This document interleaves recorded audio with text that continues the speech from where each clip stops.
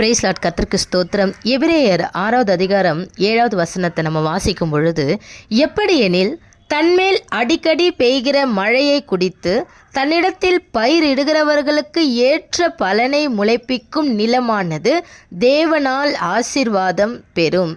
ஆமென்.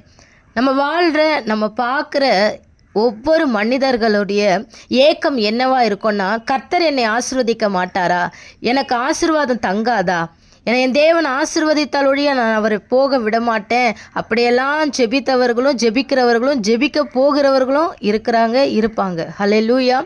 ஆனால் இதுக்கு ஆண்டவர் ஒரு வார்த்தை சொல்லுகிறார், தேவனால் ஆசீர்வாதம் பெறும். ஆமென். ஹல்லேலூயா. யாரால தான் ஆசீர்வாதம் வரணும் அப்படின்னா, தேவனால் ஆசீர்வாதம் வரும்.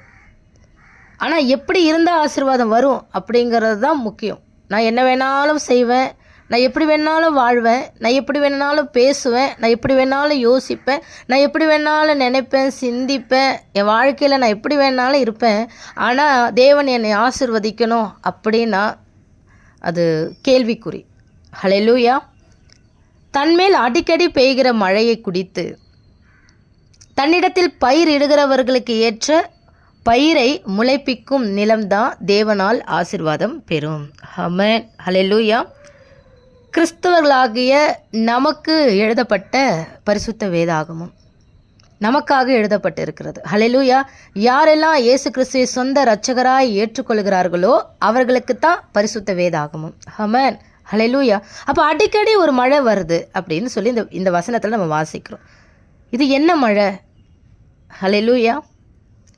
சில பேர் சொல்லுவாங்க, இது அபிஷேகமாகிய மழை, ஆசீர்வாதமான மழை, உன்னதமான தேவனால் வருகிற ஒரு பரிசுத்த பெருமழை. எது வேணாலும் நம்ம சொன்னாலும், உபாகமம் 32:2 மழையானது இளம் பயிரின் மேல் பொழிவது போல என் உபதேசம் பொழியும்.